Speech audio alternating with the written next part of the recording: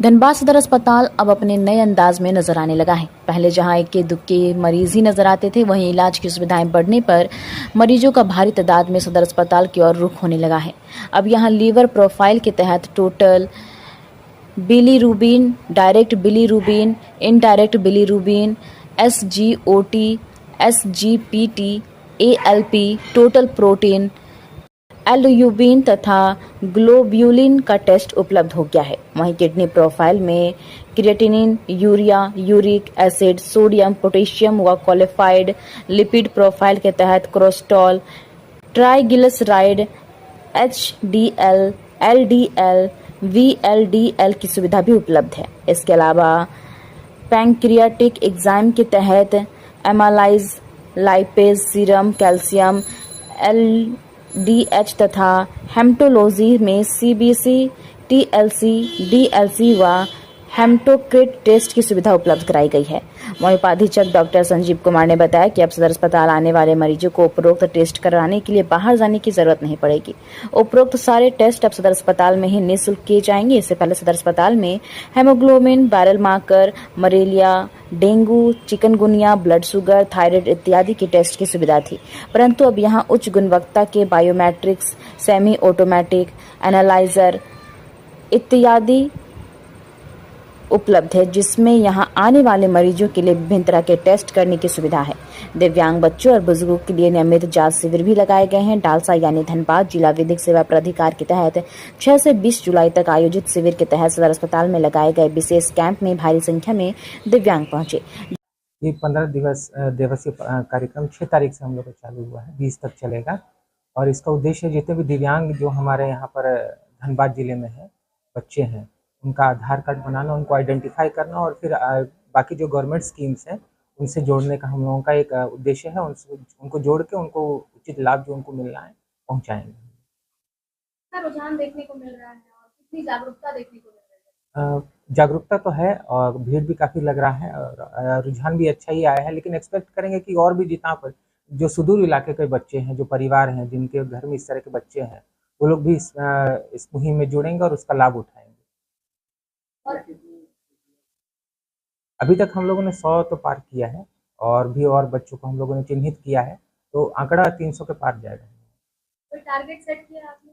Target नहीं, हम लोग तो उम्मीद करेंगे इस तरह के बच्चे ना ही मिले, क्योंकि प्रॉब्लम्स तो होती हैं उनके लाइफ में, उनका एक अलग सा रहता है जीवन शैली जीने का। तो हम लोग एक्सपेक्ट करेंगे सब बच्चे अच्छे रहें और जो बच्चे भगवान के कारण के इस तरीके से अगर आ गए जाते हैं दिव्यांग, तो हम लोग उचित सहायता प्रदान कर रहे हैं।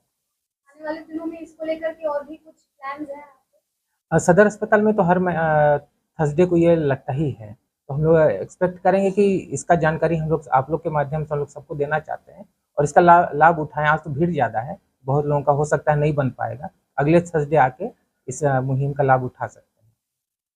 बहुत सारी JJ एक्ट के तहत हम लोग का है, चाइल्ड वेलफेयर कमेटी है जो इनका संरक्षक एज ए गार्डियन है, तो वहाँ पर आप संपर्क कर सकते हैं, वहाँ से भी आपको हेल्प मिल जाएगा। तो वहाँ बताया जा सकता है किस तरह का कैंप लगाया गया सदर अस्पताल में नियमित रूप से दिव्यांगों के लिए कैंप लगाया जाता है और इसी क्रम में आज बृहस्पतिवार के दिन आज ये कैंप लगाया गया है।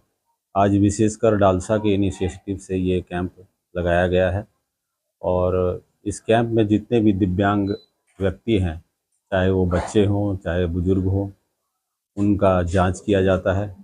आज के कैंप में नेत्र रोग संबंधी, हड्डी रोग संबंधी, मानसिक रोग संबंधी इन बीमारियों से ग्रसित जो भी दिव्यांग बच्चे हैं या बुजुर्ग हैं, उनका ये जांच हो रहा है और जांच के उपरांत उनको सर्टिफिकेट दिया जाएगा। देखा जा रहा है सर कि काफी ज्यादा जो है अलग-अलग विभागों में भीड़ देखने को मिल रही है। भीड़ नियंत्रण को लेकर के क्या कुछ किया जा रहा है? देखिए, ये यूजुअली कैंप में 70-80 का लोग की संख्या में लोग आते हैं। आज जो है संख्या कुछ ज़्यादा ही है, क्योंकि इनिशिएटिव वो लोगों ने लिया है। हम लोगों ने उस हिसाब से 100 लोगों तक की व्यवस्था की है। फिर भी और लोगों को जानकारी जिनको मिली है वो देख करके और ज़्यादा कुछ संख्या में लोग आए हैं। हम उनको भी नियंत्रित कर, मतलब उनकी व्यवस्था कर रहे हैं और कोशिश कर रहे हैं कि लोगों को दिक्कत ना हो। कैंप कब तक चलेगा? ये कैंप जब तक आज जितने भी आए हैं एप्लीकेंट्स आए हैं उनको जांच करके ही वो खत्म कर। कब तक शुरू होगा?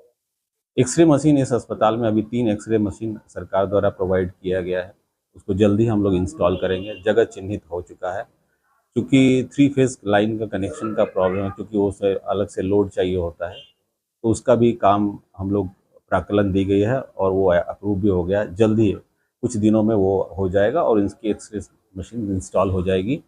और उसके उपरांत एक्सरे टेक्नीशियन की जो आवश्यकता है, जो हमारे कुछ एक्सरे टेक्नीशियन SNMCH में डेपुटेशन में है, उनको हम यहाँ पर वापस लाएंगे और एक्सरे को फंक्शनल बनाएंगे ताकि लोगों को ये सुविधा मिल सके। देखा जा रहा है कि जो दिव्यांग जन है उनमें उनकी कम्युनिकेशन में परेशानी आ रही है, तो व्हीलचेयर की जो सुविधा है वो कहीं ना कहीं कम देखने को मिल रही है, तो लेकर के क्या कहेंगे? नहीं, व्हील चेयर तो है। व्हील चेयर एक्चुअली पेशेंट्स के लिए किसी भी अस्पताल में या 2 या 3 रहते हैं। अब इतने सारे दिव्यांग बच्चों के लिए व्हील चेयर लाना तो मतलब बहुत प्रैक्टिकल नहीं है, लेकिन हाँ, जिनको ज़रूरत है उनको ज़रूर दी जाती है।